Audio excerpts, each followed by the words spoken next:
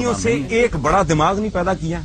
इस मुल्क में एक बड़ा आदमी पैदा हुआ है, मैं इंटेलेक्चुअली बात कर रहा हूं। ये मुल्क है सबका है। जिन्ना साहब के स्टेटमेंट्स रिकॉर्ड पे हैं कि हिंदू अपनी जगह, फलां अपनी जगह, उसको आप जो भी लेबल लगाएं, डॉक्टर अब्दुल सलाम, उसको उन्होंने ठुड्डे मार के इस मुल्क से बाहर निकाल दिया। दो नाम मेरे ज़हन में आते हैं जी। एक जंग की पैदावार है डॉक्टर अब्दुल सलाम। साइंस में जो दुनिया में सबसे बड़ा अवार्ड मिल सकता है वो नोबेल प्राइज है। ये जंग में पैदा हुए, इनको नोबेल प्राइज मिला और 6 अरब लोग रहते हैं। सिर्फ अब्दुल सलाम साहब की समझ में आया कि इलेक्ट्रोवीक थ्योरी क्या चीज होती है। उन्होंने वो थ्योरी पेश की दुनिया को। 8 साल पहले जब मैं 18 साल का था तो मैं लॉर्ड हिल्टन में इंटर्नशिप कर रहा था। उस वक्त डॉक्टर अब्दुल सलाम को नया यानी कुछ महीने पहले नोबेल प्राइज मिला था और दुनिया में बहुत बड़ा डंका बज रहा था कि प्रोफेसर अब्दुल सलाम पाकिस्तान से एक पंजाब यूनिवर्सिटी के टीचर, उनको जो है नोबेल प्राइज स्टीफन हॉकिंग के साथ वो नॉमिनेट हुए। तो वहां पे मैं फ्रंट ऑफिस में था और मैं चेकआउट कर रहा था कुछ लोगों को। तो एक साहब मेरे पास आए, बड़े भारी भरकम से सूट पहना हुआ था, दाढ़ी उन्होंने रखी हुई थी छोटी छोटी, और मैं उनको जानता नहीं था। तो उन्होंने मुझे कहा, तो मैंने कहा जरा please wait, I am busy, can't you see I am checking out people. अब वो मैंने 8-10 लोगों को चेकआउट किया, आराम से अंदर गया। मैं वहां पे जैसे उस वक्त का एक मामूल था हमारा, थक के आदमी एक सिगरेट लगाता है और पी के फिर मैं बाहर आया तो मैंने देखा वही साहब खड़े हुए वहां पे ब्रीफ के साथ में। तो मुझे एकदम अपनी गलती का एहसास हुआ। तो मैंने कहा sir I am sorry but आप यू नीडेड समथिंग। तो उन्होंने कहा हाँ जी मैंने चेक इन होना है, तो मेरी रिजर्वेशन है। मैंने कहा आपका नाम क्या है? उन्होंने कहा प्रोफेसर डॉक्टर अब्दुल सलाम। तो मैं 1 सेकंड के लिए काम किया। मैंने कहा अब तो नौकरी गई, इंटर्नशिप गई, सब कुछ गया इस आदमी के लिए। तो मैंने कहा आई एम वेरी सॉरी, आपने मुझे बताया क्यों नहीं पहले? तो उन्होंने कहा नहीं आप बिजी थे और मैं देख रहा था। और इतना हम्बल इंसान, इतना यानी जितने वो हम्बल थे उतना ही अल्लाह ने उनको इज्जत दी। 1900 تقريبا و84 جائزة نوبل للفيزياء أخذوها 2، في الحقيقة هم 3 كانوا لكن المشهورين في العالم 2. أحمد عبد السلام طيب الله ذكره، العالم الباكستاني العلامة الكبير، على إسهامه في مجال القوة الضعيفة. القوة إيه؟ الويك هذه فورس، القوة النووية الضعيفة اللي بتعمل الدكيه. وستيفن واينبرغ عايش لليوم، بروفيسور كبير كبير في الفيزياء النظرية، رهيب رهيب على مستوى العالم، أخذ نوبل مع عبد السلام. وشوف المفارقة، ستيفن واينبرغ إلى اليوم ملحد عنيد، أخذ نوبل مشاطرة مع مين؟ مع أحمد عبد السلام الله يرحمه، مؤمن عميق الإيمان. سألوه سؤال، قالوا له بروفيسور عبد السلام ياخذ نوبل هذا في الفيزياء مش لعبة، عبد السلام هذا. قالوا له بروفيسور عبد السلام العلم اللي عندك هذا نابغة كبير، هو تعزوه لماذا؟ ضحك قال إذا جاوبتكم هتستغربوا مني. قالوا لا لا لا كروات قاعدين وكذا. قال لهم إذا بقول لكم إنه العلم اللي عندي هذا إنه قراءة وكذا وكذا بكون مش صادق معكم 100%. العلم اللي عندي في أساسه يعني بشكل أساسي اسينشالي وجوهري أنا أعزوه إلى توفيق الله. شو أنت شيخ ولا عالم فيزياء؟ إيش قصتك أنت؟ عامل نوبل أنت يا أخي، نوبل. على فكرة هذه إلها مصداق في كتاب الله. إيش هو طيب؟ السيد الفاضل أبوجه صبوح هذا غني، أنت فقير صح؟ يجي تعرف عليه أستاذ أنت كذا أنت، وأنا كمان بزنس مان، ولكن أنت فقير أنت ما عندكش خبزة، تكذب. أنا بزنس مان الحمد لله، وعندي أنا أعمالي في المملكة المتحدة وفي USA وفي إسبانيا وكذا وعملت وسويت. حلو حيقول لك تهنية، أعطيني الفيزا، والله نسيتها راحت ولا نبقى على اتصال وبس، والله ما أنت ماخذ فلس منه راحت عليك. لكن لو جيته واحترمته وهو عرف أنك فقير محتاج، إنسان طيب، مستحيل أن يخليك إيش من نداء. يبقى لك 10,000 يورو 20,000 لك، وعارف أنك متزوج وعندك 3 أولاد، يدبر لك أمورك صح؟ وهيك ولله المثل الأعلى التعامل مع رب العالمين. قال تعالى إنما الصدقات للفقراء. لما تتحقق بفقرك وتثبت لله أنني فقير إليك يا رب، أنا فقير، أنا جاهل، أنا بغير مددك أجهل عبادك، وأنا بغير عزك أذل عبادك، وأنا بغير قوتك أضعف عبادك، وأنا وأنا وأنا وأنا.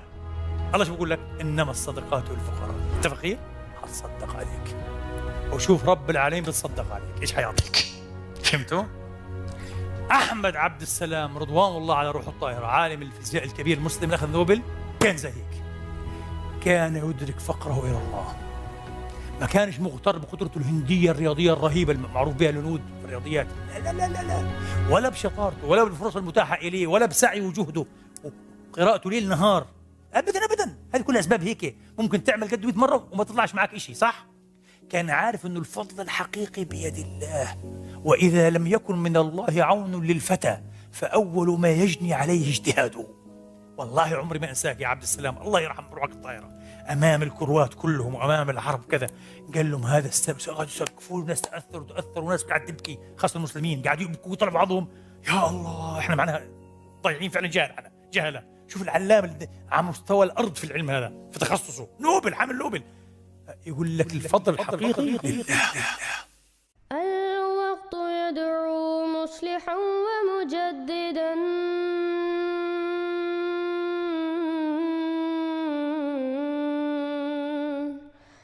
فارنوا بنظر طاهر وجنان.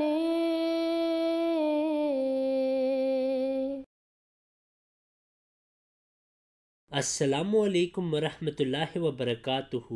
آج کل کیسر راجہ ڈاکٹر عبدالسلام صاحب کی بہت مخالفت کر رہے ہیں، اور ساتھ ساتھ انہوں نے حضرت مرزا غلام احمد علیہ السلام کے خلاف جھوٹے اعتراض کیے، جن کا ہم اس ویڈیو میں جواب دیں گے۔ مرزا قادیانی جس انسان کو انہوں نے اپنا نبی بنایا ہوا تھا، جو اس کو نہیں مانتا وہ سور اور خنزیر اور اس طرح کی باتیں، یہ آپ نے بالکل جھوٹ بولا ہے۔ وہ عبارت ان عیسائی پادریوں کے متعلق ہے جو کہ دن رات نبی صلی اللہ علیہ وسلم اور آپ کی ازواج مطہرات کے خلاف توہین کرتے تھے اور گالیاں دیتے تھے، اور ایسے لوگوں کے لیے یہ الفاظ قرآن میں بھی موجود ہیں۔ صحیح ہے لیکن تمہارا طریقہ واردات جو ہے وہ غلط ہے۔ بات کی سمجھ ہے؟ اب مثال میں اس کی دیتا ہوں کہ کوئی کافر جو ہے وہ قرآن مجید پر اعتراض کرے کہ نعوذ باللہ قرآن مجید کے اندر گالیاں ہیں، کھوتا، کتا، حرامدہ، اور وہ اپنے ذہن کے مطابق ان کو جمع کر دے۔ ہم کہتے ہیں کہ یہ الفاظ قرآن میں ہیں لیکن ترتیب اس کافر کی اپنی ہے، اور ان کی عورتیں جو ہیں وہ فحشہ عورتوں کے بچے ہیں، بازاری عورتوں کے بچے ہیں، اور یہ ان کی اپنی ٹرانسلیشنز ہیں۔ ایسے راجہ یہ آپ نے جھوٹ بولا ہے، ہمارے ترجمے میں یہ کبھی بھی بات نہیں لکھی گئی کہ اس عبارت میں وہ مطلب ہے جو کہ آپ بیان کر رہے ہیں۔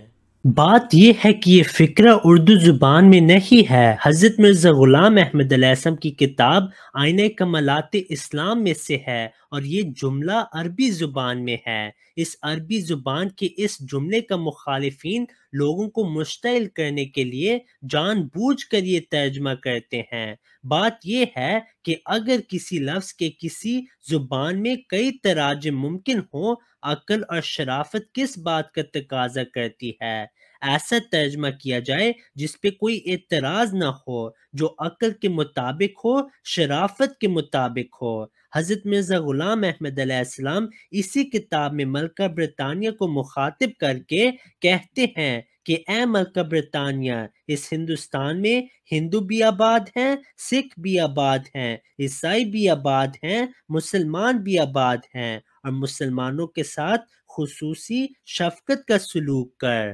ایک طرف یہ کہیں کہ اس کے ساتھ خصوصی شفقت کا سلوک کر، اور ساتھ ہی کہیں کہ نعوذ باللہ یہ کنجریوں کی اولاد ہے، دونوں باتوں کا آپس میں جوڑ ہی نہیں۔ پھر اسی کتاب کے بعد اسی کتاب میں ایک صفحہ کا اشتہار ہے، اور وہ اردو زبان میں ہے، اور اس میں فرماتے ہیں کہ یہ مسلمان ہیں، بڑے نیک لوگ ہیں اور اچھے ہیں، ان کو اپنے بھائی قرار دیتے ہیں۔ تو جو شخص یہ کہے کہ اے لوگوں مجھے قبول کرو، وہ ان لوگوں کو کنجری کی اولاد نہیں کہہ سکتا۔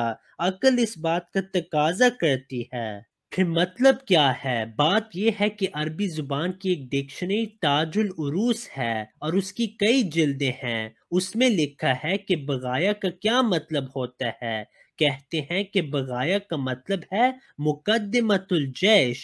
جو لشکر ہوتا ہے، لشکر کے کئی حصے ہوتے ہیں، اور جو لشکر کی فرنٹ لائن ہوتی ہے اس کو عربی زبان میں بغایا کہتے ہیں۔ پھر ایک اور عربی ڈکشنری ہے جس کا نام المنجد ہے، اس میں بھی یہی لکھا ہے۔ پھر تاج العروس میں لکھا ہے کہ بغایا کا کیا مطلب ہے، والبغایا الطلائع التي تكون قبل ورود الجيش، یعنی ایسے فوجی جو کسی لشکر کے وہاں جانے سے پہلے پہنچتے ہیں۔ تو گویا ان دونوں ڈکشنریوں کے مطابق بغایا کا ایک ترجمہ یہ بھی ہے کہ کسی فوج کا لیڈنگ پارٹ۔ پھر جو لفظ ذریہ ہے اس کا عربی زبان میں ایک معنی اولاد ہے اور دوسرے معنی ہیں اس کے تابعین، اس کے ہم خیال۔ قرآن پاک میں اللہ تعالیٰ فرماتا ہے کہ ہم نے فرعون کی اولاد کو سمندر میں غرق کر دیا، حالانکہ وہ اس کے فوجی اور تابعین تھے، اس کی اولاد گھر میں تھی۔ تو اس کا مطلب یہ ہے، وہاں مضمون یہ بیان ہو رہا ہے آئینہ کمالات اسلام میں کہ جب سے میں نے ہوش سنبھالا اور جوانی کی عمر میں داخل ہوا تو میں نے دن رات اسلام کے منکرین کو دعوت اسلام دی، اور میں نے براہموں کو، ہندو کو، عیسائیوں کو، آریہ کو، سکھ کو، دہریوں کو، سب کو دعوت اسلام دی اور یہ کتابیں لکھی۔ فرماتے ہیں کہ میں نے یہ جو کتابیں لکھی ہیں اسلام کی سچائی کو ثابت کرنے کے لیے لکھی ہیں۔ پھر حضرت مسیح موعود علیہ السلام لکھتے ہیں تلک کتب ینظر الیہا کل مسلم بعین المحبہ والمودہ وینتفع من معارفها ویقبلنی ویصدق دعوتی۔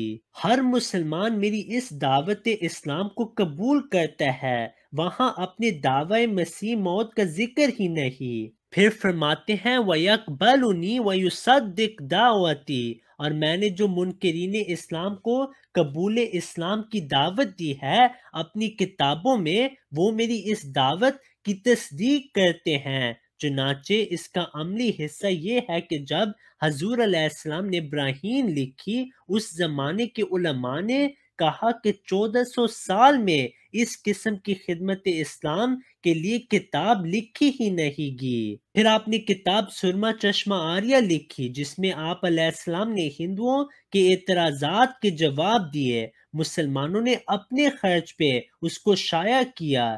اس کے جواب کے لیے علماء حق بھی میدان میں آئے، لیکن بدقسمتی سے اس میدان میں نمایاں حیثیت آن جہانی غلام احمد قادیانی کو حاصل ہو گئی، جس نے 1883 میں اپنی تالیف سرمہ چشم آریہ ہی کے ذریعے وہ حرد العزیزی حاصل کی تھی، کیونکہ باقی علماء میں یہ استعداد اتنی نہیں تھی یا ان کا شغف نہیں تھا، ذوق نہیں تھا۔